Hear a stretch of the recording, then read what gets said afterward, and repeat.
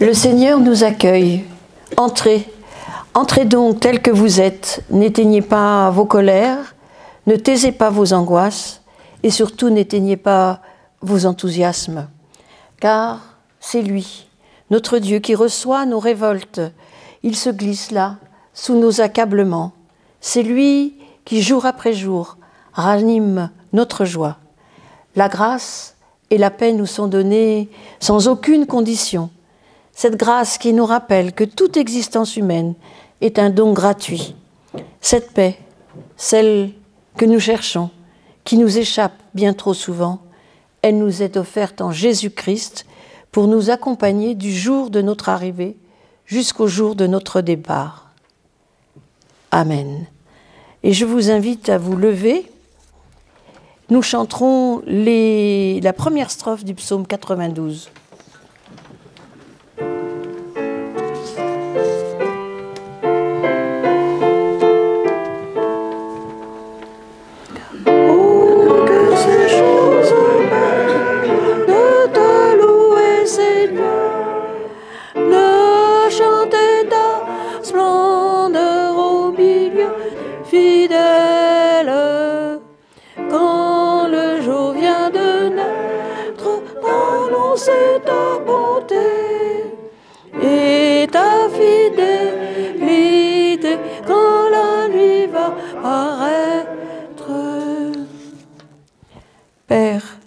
Nous te remercions pour ce jour, pour cette heure que tu mets à part dans notre existence. Voici donc un temps de paix, un temps d'écoute, un temps de louange, un temps où par ton esprit nous apprenons à vivre en communion avec Jésus-Christ. Et nous continuerons à louer Dieu ensemble en chantant les strophes 2, 3 et 4 du psaume 92.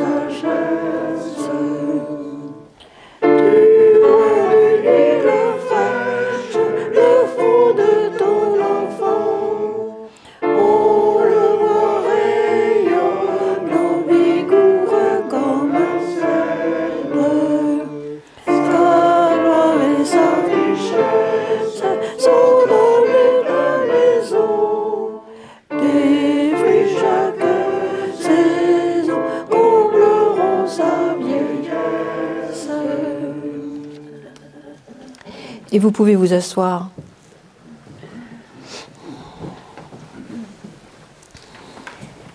Et je vous invite à nous présenter devant Dieu tel que nous sommes, avec notre humanité, qui a des limites, qui a des manques.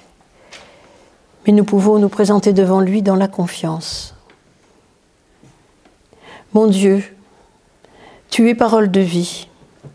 Mais nous, jour après jour, nous prononçons des paroles de mort, des paroles creuses, tranchantes, empoisonnées.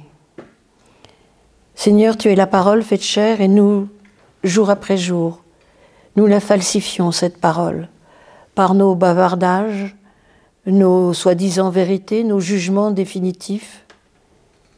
Seigneur, ta parole est un mystère. Et malgré tout, nous, jour après jour, nous prétendons en faire le tour par nos argumentations, notre moralisme, nos préjugés inébranlables. Mon Dieu, apprends-nous ton silence. Apprends-nous les gestes qui enfantent la vie, qui se passent de mots, ces gestes francs, sans retenue, ces gestes qui vont droit au cœur. Et apprends-nous ton silence, toi qui es parole de vie. Viens et fais taire en nous toute autre voix que la tienne, afin que ta parole prenne chair en nous. Et pardonne-nous, Seigneur, toutes nos paroles de mort. Amen. Et nous chanterons le cantique 4304, Seigneur reçois, Seigneur pardonne.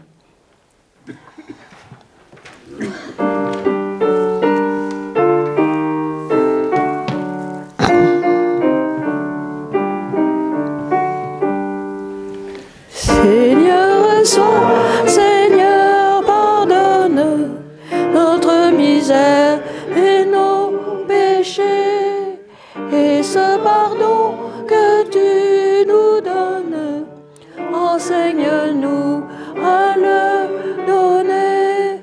Ô Seigneur, mon Dieu, mon roi, aie pitié, pitié de moi. De nous, tant de misère, tant de malheur abandonnés, nous te prions que vienne l'heure de la justice et de la pitié. Ô Seigneur, mon Dieu, mon roi, aie pitié, pitié de moi. Il n'est jamais trop tard, nous dit Dieu. Il ne fait jamais trop sombre. Et nul n'est jamais perdu pour Dieu. Rien, ni personne ne prendra jamais notre place dans sa maison. Il nous attend. Il nous attendra encore tout le temps qu'il faudra. Et cette fois, nous savons où aller. Nous mettons nos pas dans ceux du ressuscité. Et alors la fête commence. Elle dure pour l'éternité. Car, nous dit Dieu, c'est moi qui vous réconforte afin que votre joie soit parfaite. Et ce que fait cette parole de grâce, de pardon, d'amour de la part de Dieu, c'est de nous relever dans notre existence. Aussi, je vous invite à vous lever pour chanter notre reconnaissance avec le psaume 81.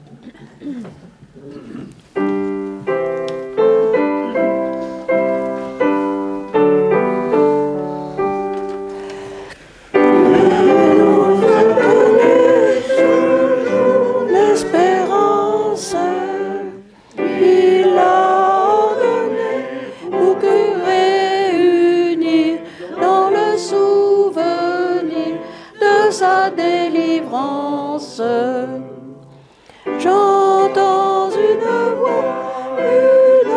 voix nouvelle qui dit lève-toi, redresse ton dos, j'ôte le fardeau, je brise la chaîne. Vous pouvez vous asseoir. Et avant d'ouvrir notre Bible, je vous propose de prier. Seigneur, toi qui parles face à face avec Moïse, toi qui fais crier, pleurer les prophètes, et toi qui fais jaillir les psaumes de ton peuple, murmurer la sagesse des proverbes, toi, Dieu vivant, qui mets le Magnificat dans la bouche de la petite Marie et la confession du Christ dans celle de Pierre, toi qui prononces ta parole comme une parole humaine dans la vie de ton Fils, par ton esprit, rends vivantes en cette heure ces paroles, afin qu'elles deviennent ta parole. Amen.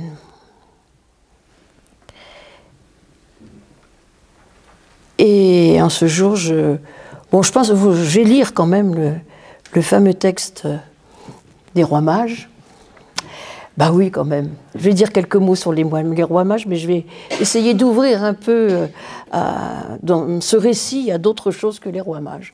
Mais bon, pour ceux qui étaient là à Noël, j'ai dit que prêcher tous les ans à Noël, c'était compliqué, mais alors prêcher tous les ans sur les rois mages, c'est encore plus compliqué. Mais bon, on va commencer par un passage du livre du prophète Jérémie au chapitre 31, les versets 1 à 5. En ces temps-là, oracle de l'Éternel, je serai Dieu pour toutes les familles d'Israël. Ils seront mon peuple. Ainsi parle l'Éternel. Il a trouvé grâce dans le désert, le peuple des rescapés de l'épée. Israël marche vers son repos. De loin l'Éternel se montre à moi. Je t'aime d'un amour éternel. C'est pourquoi je te conserve ma bienveillance.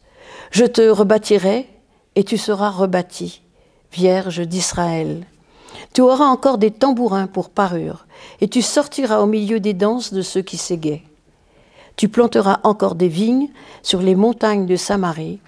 Les planteurs planteront et ils récolteront. Et puis, dans l'Évangile selon Matthieu, mais je vais commencer un peu avant parce que aujourd'hui, je pense que je vais m'intéresser surtout à Joseph.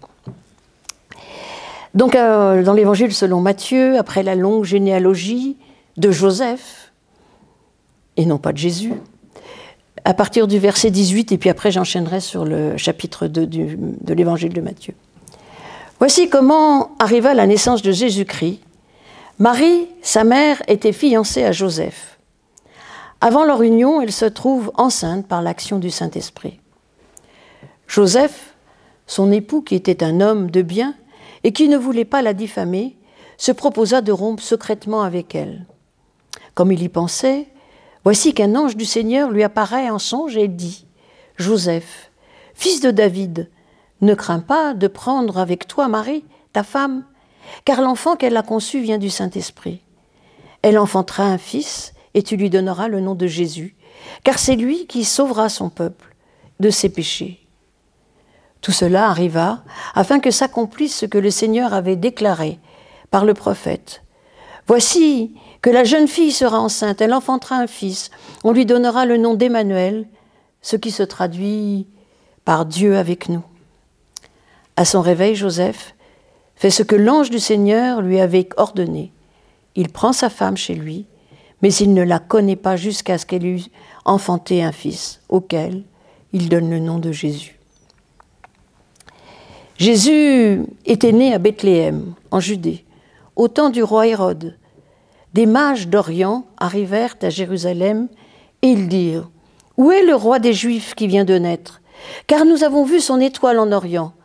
Nous sommes venus l'adorer. » À cette nouvelle, le roi Hérode fut troublé, et tout Jérusalem avec lui.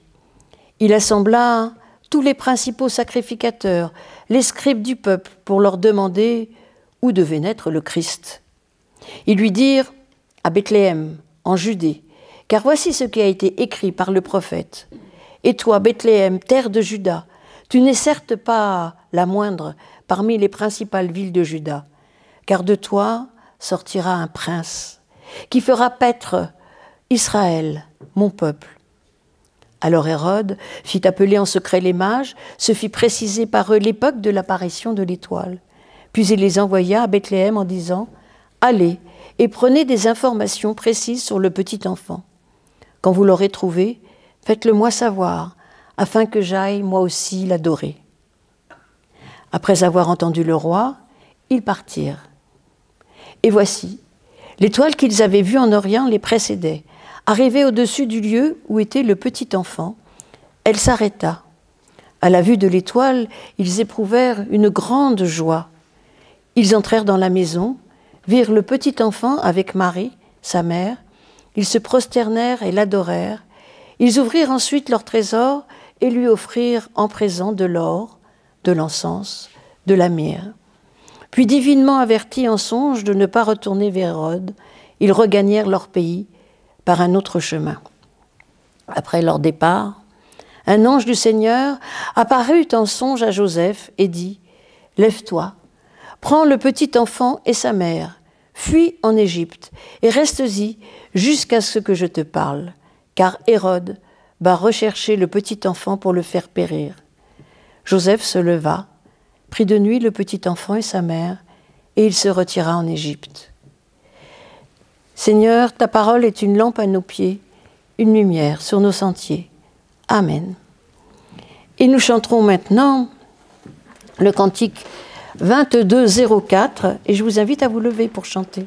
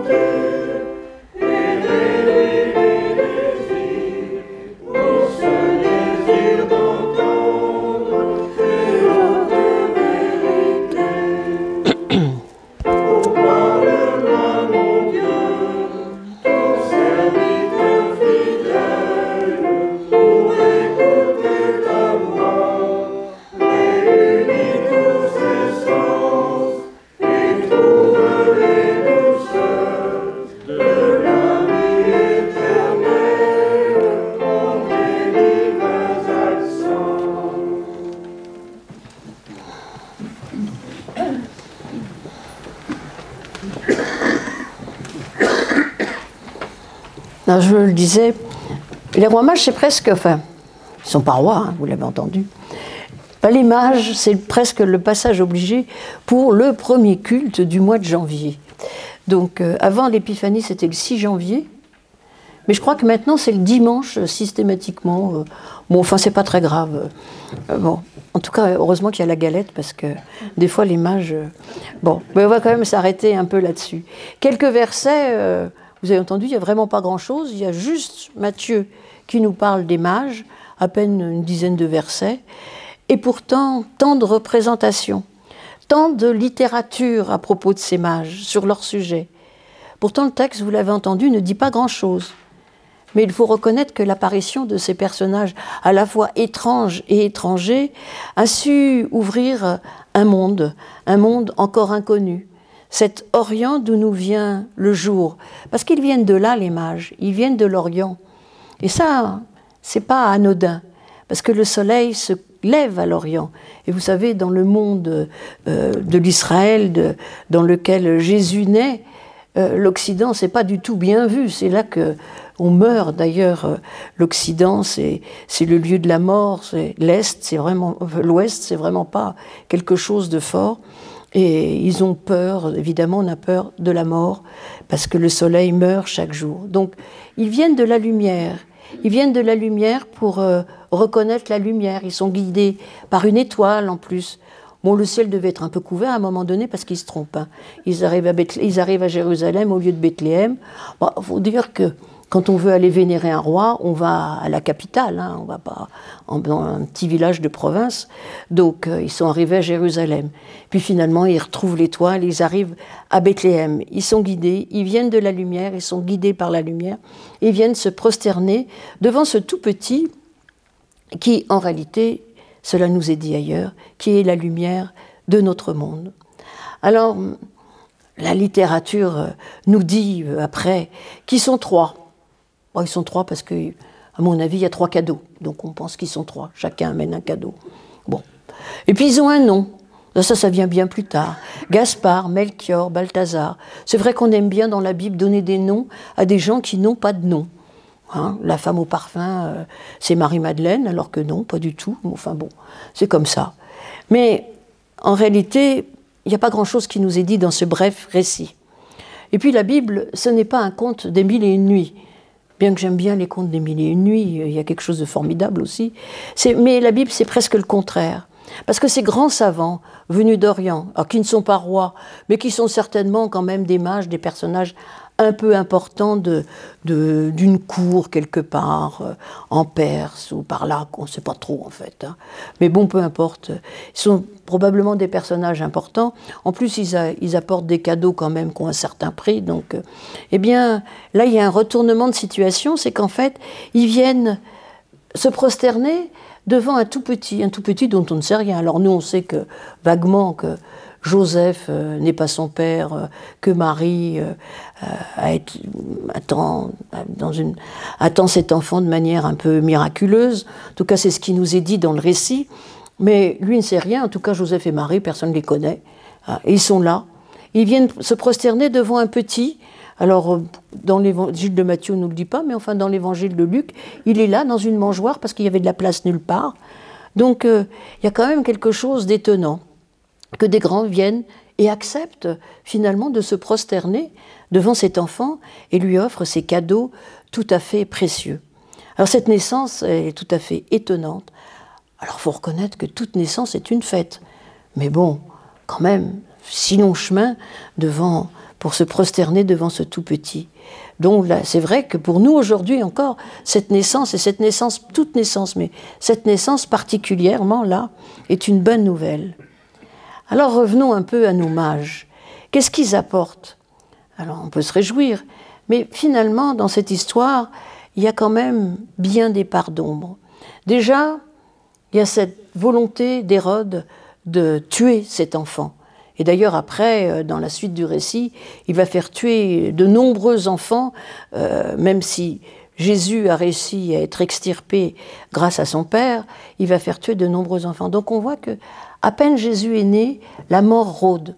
Il est mis dans une mangeoire, c'est-à-dire qu'il est là, prêt à être mangé presque. Et puis dans les 3 cadeaux, il y a l'or, il y a l'encens et il y a la myrrhe. Alors l'or pour la richesse, le roi, le cadeau royal, l'encens aussi peut-être.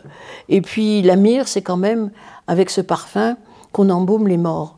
Donc on voit en quelque sorte qu'il est presque embaumé dès la naissance.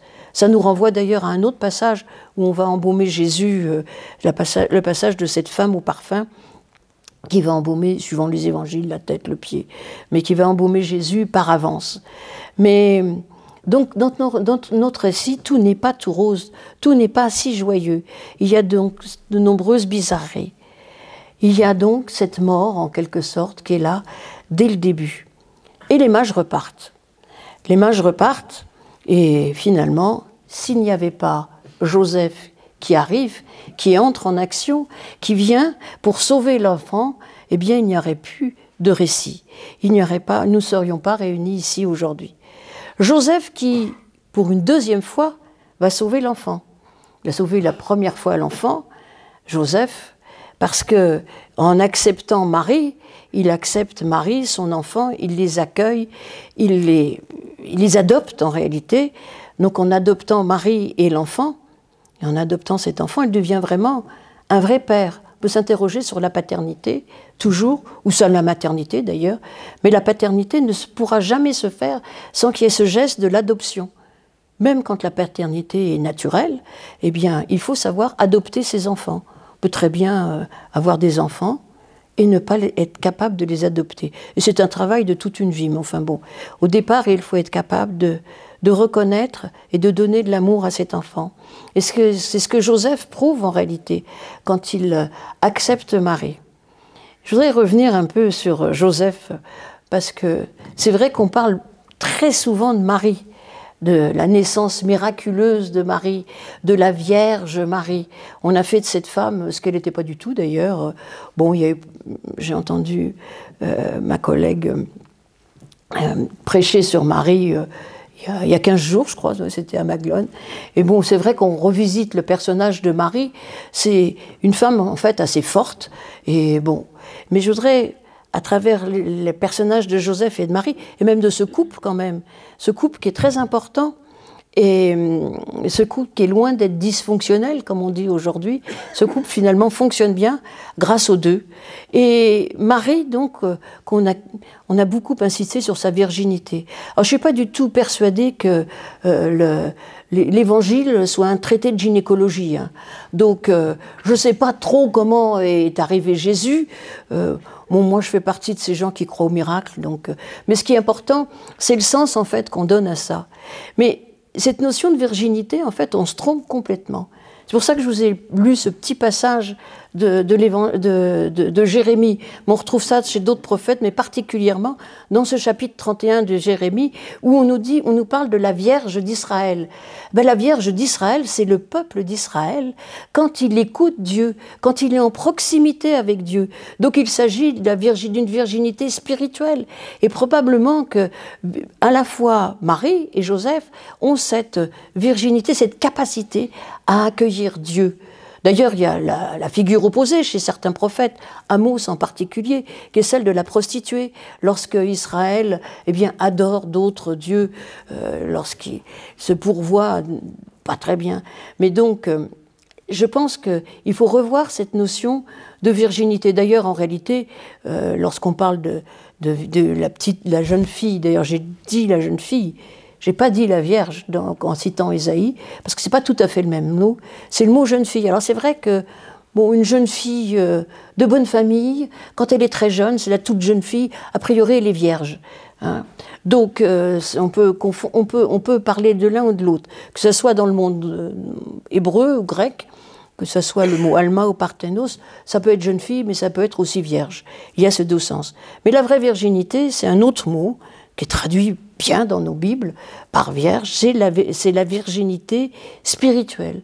C'est ce qui nous met en lien avec Dieu. C'est ce qui nous met un peu comme dans Deutéronome 30, à la fin du discours de Moïse, juste avant qu'il meure, lorsqu'il nous dit « Choisis la vie.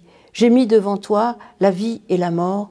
choisi la vie. Choisir la vie, c'est être dans cette proximité avec Dieu. À la fois, ici, chez Jérémie, c'est l'histoire de son peuple qui va être racheté. Il y a de nombreuses images dans l'Ancien Testament sur ce peuple que Dieu aime tant, qui s'éloigne, qui revient. Enfin bon, ces relations entre Dieu et Israël, c'est... Enfin moi j'aime bien parce que ça montre que Dieu de toute façon, eh bien, arrive et rachète son peuple et lui promet. Il y a les promesses de Dieu, c'est plein de promesses. Il y a plein d'oracles, vraiment pas très sympathiques, mais il y a tant d'oracles avec ces promesses. Alors oui, cette virginité, eh bien, on la retrouve aussi, pourquoi pas, chez Joseph. D'ailleurs, pas que la virginité spirituelle, parce qu'en réalité, on nous le dit bien, il n'a pas connu sa femme. Il n'a pas connu sa femme. Donc, Joseph aussi, il est vierge. Hein. Je suis désolée, il n'y a pas que Marie, hein, a priori, dans ce récit. Donc, oui, c'est comme ça. Donc, je m'intéresse un peu à Joseph. Je me suis intéressée à Joseph parce que c'est vrai qu'on oublie un peu certaines choses. C'est vrai que c'est un homme juste, ça nous est dit. Et je pense que je suis revenue à Joseph et à d'autres figures dans la Bible parce que très longtemps, je me suis intéressée à toutes les femmes de la Bible. Alors évidemment, les femmes dans la généalogie de Joseph, ses arrière-grand-mères assez punchy en réalité. Et d'ailleurs, il va faire un peu comme elle, il va transgresser pour que la vie puisse venir. Il va transgresser parce qu'en prenant Marie chez lui, il transgresse la loi, clairement. Donc, elles transgressent pour que la vie puisse advenir, ces femmes. Donc, je me suis intéressée beaucoup aux figures de femmes dans la Bible, ces figures assez, à la fois, qui se transgressent, mais qui sont des femmes fortes et des femmes qui font avancer les choses. Il y en a pas mal. Bon, il y a aussi quelques femmes comme ça, il faut reconnaître. Voilà, bon, donc, voilà. Mais en fait, l'actualité récente, plusieurs choses, j'ai eu 2 chocs, il y a un certain temps, quand j'étais aumônier de prison, et que je me suis aperçue que 95% de la population carcérale était masculine. Ça m'a quand même interpellée. Je me suis dit quand même, il y a quelque chose qui ne va pas là.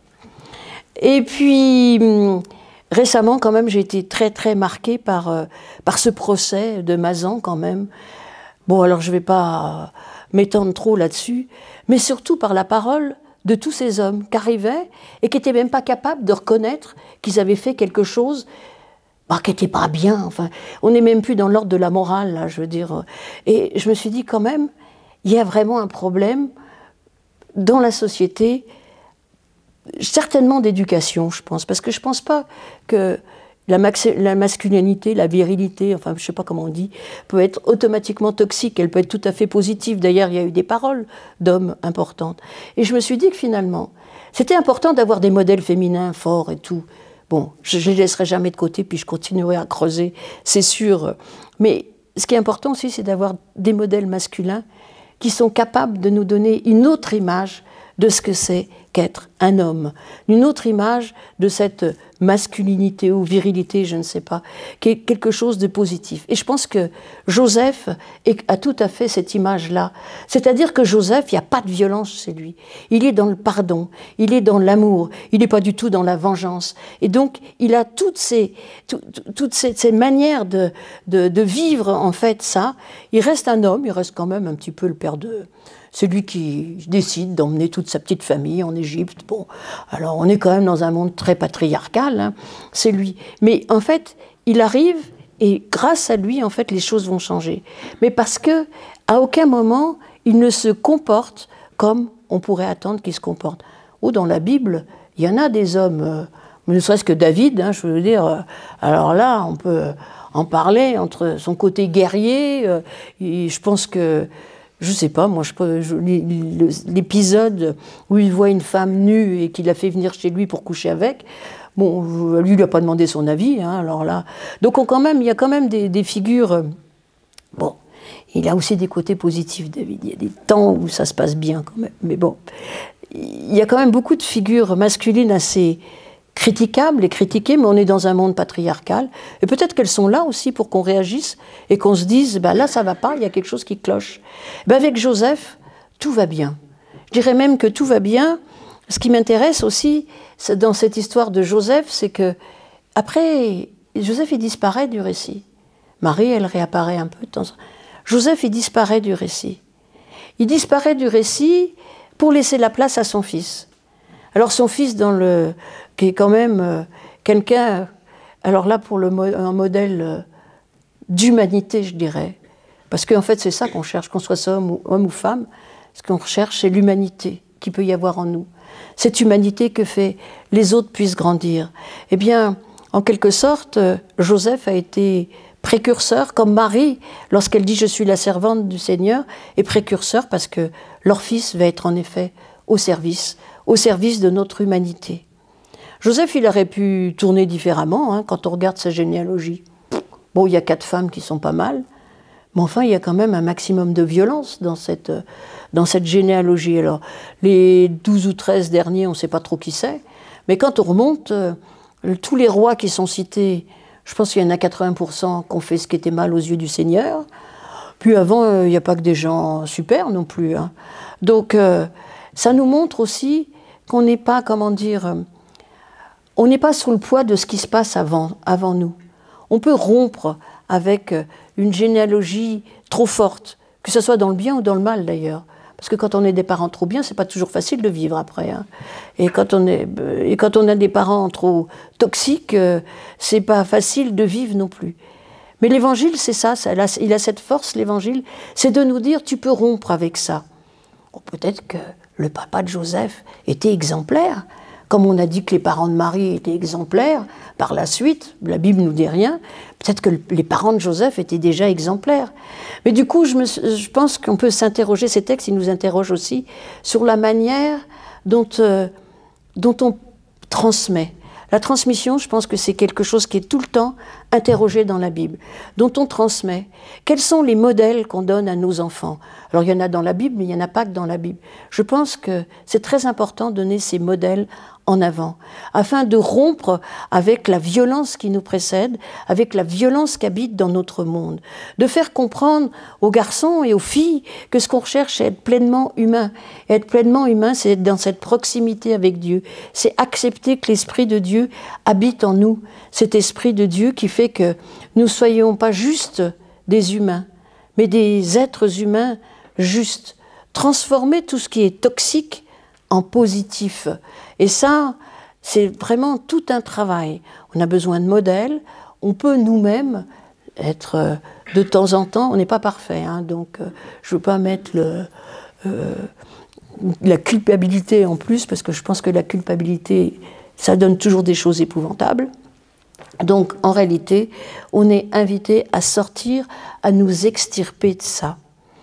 Et puis, dans l'histoire de Mazan, il y a quelque chose qui m'a interpellée. Il y a une phrase qui m'a interpellée, parce que c'est vrai que cette femme, c'est une victime. Et dans notre société, en fait, c'est très compliqué, cette histoire de victime, coupable et tout ça. C'est très compliqué de sortir de son rôle de victime. Elle est passée du rôle de victime au rôle de survivante. Et ça, je trouve que c'est complètement différent, parce que quand on a survécu à quelque chose, eh bien, bon, je ne sais pas qu'on est plus fort, mais du coup, on sort de ce rôle, on n'est plus enfermé dans cette image de victime. Elle est une survivante et elle s'est dressée, mais avec une certaine sagesse, une certaine douceur. À aucun moment, il y a eu ni des gestes, ni des attitudes violentes. Alors, je ne sais pas comment elle a fait, parce que chapeau, hein, en tout cas. Mais en tout cas, c'est par la douceur, c'est par, finalement, le respect de la justice, c'est par le respect des choses. Elle n'a pas transgressé, elle. De temps en temps, il faut transgresser, mais elle n'a pas transgressé. C'est justement là qu'elle nous a mis devant tout ce qu'il pouvait y avoir de toxique en nous, humains, femmes, hommes. Alors un peu plus les hommes quand même, hein, parce que quand on regarde les statistiques, c'est quand même assez épouvantable, hein. Et d'ailleurs, c'est un coup. Il y a un livre très intéressant qui s'appelle « Le coup de la virilité » de Lucille Pétavin, qui nous dit que 84% des accidents de la route, c'est des hommes. Au collège, 92% des élèves sanctionnés pour des actes d'atteinte aux biens ou aux personnes sont des garçons. 90% des personnes condamnées par la justice sont des hommes. Je ne vous parle pas des violences sexuelles, c'est 96%. Donc, en fait, il y a vraiment un vrai problème là-dessus, une vraie question. Et personne, en fait, pointe ça. Et en réalité, on pourrait quand même de temps en temps, je ne vous parle même pas des guerres et des conflits, parce que les dictateurs, c'est rarement des dictateuses. Hein. Mais bon, il y en a quelques-unes certainement, mais bon, et je ne veux pas non plus dire que la femme est bonne et l'homme est mauvais. Je pense qu'au contraire, on peut tous être humains et être humains pleinement et ensemble. Parce que je parlais du couple tout à l'heure. Des couples dits fonctionnels, il y en a plein dans la Bible. D'ailleurs, le seul qui fonctionne à peu près bien, je pense que c'est Joseph et Marie. Parce que Abraham, Isaac, c'est pas terrible non plus. Enfin bon, c'est vrai que on n'a pas des modèles. Quand on nous parle de la famille chrétienne, bon, moi je veux bien, mais bon, ferai attention. Hein. Donc, et je pense que là, on a un couple qui fonctionne bien finalement. On a deux évangiles qui nous parlent, l'un de Joseph, la personne de Joseph qui est forte, et la personne de Marie qui est forte aussi. Et c'est peut-être dans cette complémentarité, dans ce face-à-face, dans ce vis-à-vis qu'est voulu dès la Genèse, non pas un homme et une femme qui seraient un exarce de la côte de l'homme, mais un homme et une femme qui sont ensemble pour affronter l'avenir. Alors oui, nous sommes là tous humains, avec nos côtés parfois sombres, mais nous sommes là pour croire que Dieu peut faire que nous soyons meilleurs, que Dieu nous donne tout ce qu'il faut pour que nous puissions, nous aussi, répondre à l'appel de Moïse dans le Deutéronome, choisir la vie. Choisir la vie et non pas la mort. Choisir la vie, c'est choisir les voies que Dieu nous ouvre. On parle de commandement, mais plutôt écouter la parole de Dieu. Parce que dans la Bible, ce n'est pas le mot commandement qui est là, c'est le mot parole. Écouter la parole de Dieu, nous mettre à son écoute, dans la prière, dans l'action, nous mettre à l'écoute ensemble de la parole de Dieu. Et puis, c'est important aussi, je pense, que dans cette fin de Deutéronome, c'est lorsqu'il dit « choisis la vie pour toi et ta postérité ».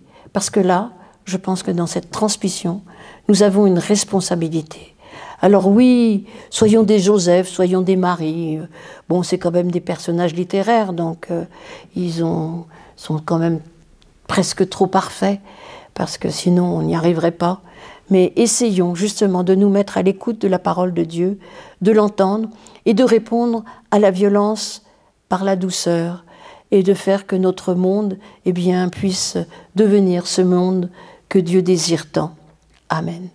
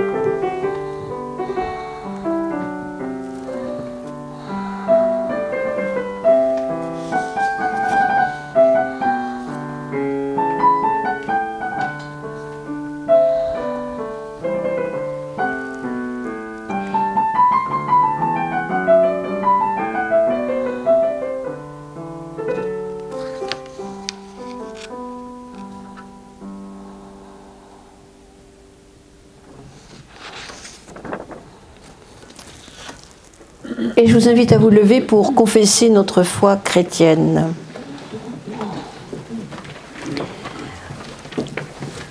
Dans la liberté qui m'est donnée d'aimer et de croire.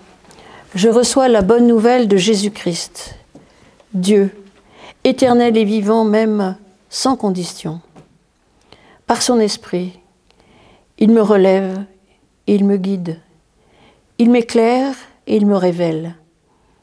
Son souffle de vie me porte vers les autres. Et sur mon chemin, mon frère divin Jésus-Christ est présent. Il me nourrit et il m'invite à construire ensemble ce monde que Dieu désire. Amen. Et nous chanterons maintenant « Ô Jésus, mon frère », le 45, 06.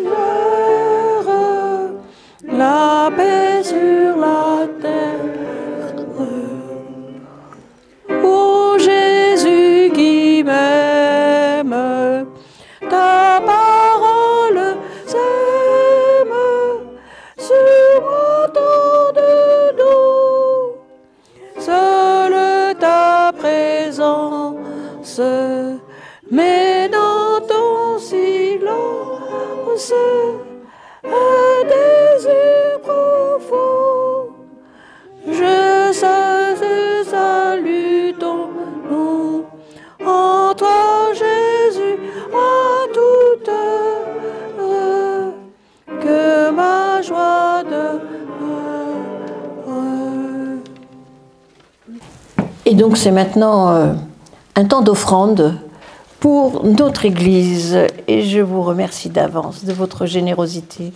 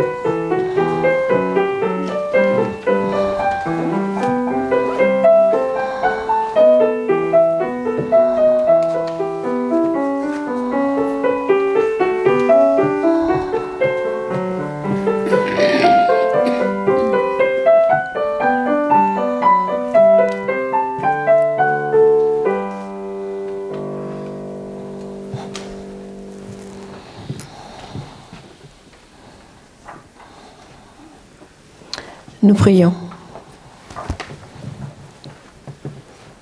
Père, toi qui nous combles de jour en jour, réponds à l'attente de ceux qui te cherchent dans la nuit, pour qu'ils rencontrent ton amour, le souffle de ta grâce. Envoie ta lumière dans les lieux d'opacité et de trouble. Prends en tes bras nos pauvretés et que tu partages en ton nom. Et c'est ensemble que nous te disons cette prière que Jésus nous enseigne. Notre Père, qui es aux cieux, que ton nom soit sanctifié, que ton règne vienne, que ta volonté soit faite sur la terre comme au ciel. Donne-nous aujourd'hui notre pain de ce jour. Pardonne-nous nos offenses, comme nous pardonnons aussi à ceux qui nous ont offensés. Et ne nous laisse pas entrer en tentation, mais délivre-nous du mal, car c'est à toi qu'appartiennent le règne, la puissance et la gloire, au siècle des siècles. Amen. Et je vous invite à vous lever pour recevoir les paroles d'envoi et de bénédiction. Et nous terminerons en chantant « À toi la gloire ». Bon, c'est le cantique de Pâques, mais tous les dimanches, c'est Pâques. Hein. Voilà. Puis même, je pense, les autres jours, mais voilà. Mais que le Dieu de tendresse qui lève Jésus d'entre les morts fasse lever en nous tout ce qui est mort, qu'il nous conduise à la vie. Allons dans sa paix. Que l'Éternel fasse rayonner l'habit de lumière qu'il a déposé sur chacune et sur chacun d'entre nous, et qu'il nous garde dans son amour. Le Seigneur est avec nous tous. Que le Dieu de toute promesse fasse lever en nous la plus belle des moissons, et qu'il nous transforme en semeurs de son royaume. Le Seigneur est avec nous tous. Allez, assurez de la paix, de la joie et de l'amour qu'il nous offre. Amen.